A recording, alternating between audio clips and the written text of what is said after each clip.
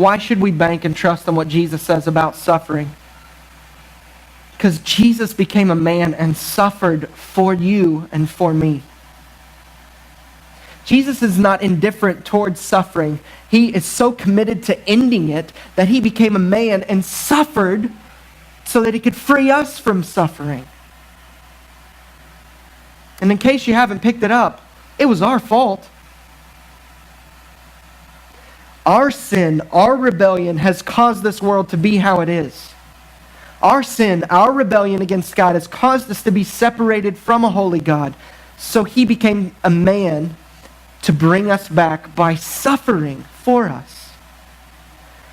I end with this scripture, and I want you to trust Jesus and what he says. I want you to know that he loves you and that your suffering's not meaningless and that it's working for an eternal glory. We see this in the book of Isaiah, chapter 53. He was pierced for our transgressions. He was crushed for our iniquities.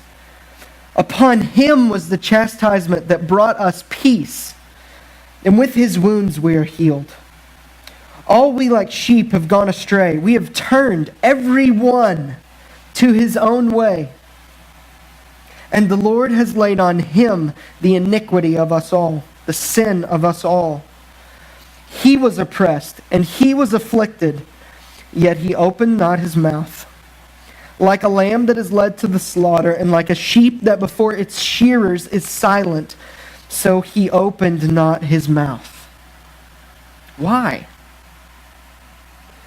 Why did Jesus allow himself to become sin with our sinfulness? Why did Jesus allow himself to be oppressed, to be afflicted, to be crushed? It's so that one day this could come true.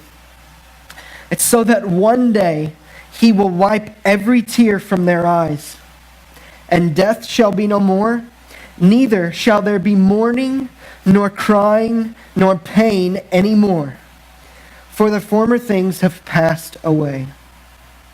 This is what we see in the book of Revelation at the end of time. Jesus will one day wipe away all of your tears. Jesus has suffered for you. So hear me, he is not indifferent towards your suffering. He cares. He cares so much that he was willing to suffer so that he could one day free you from suffering. That's the good news of the gospel.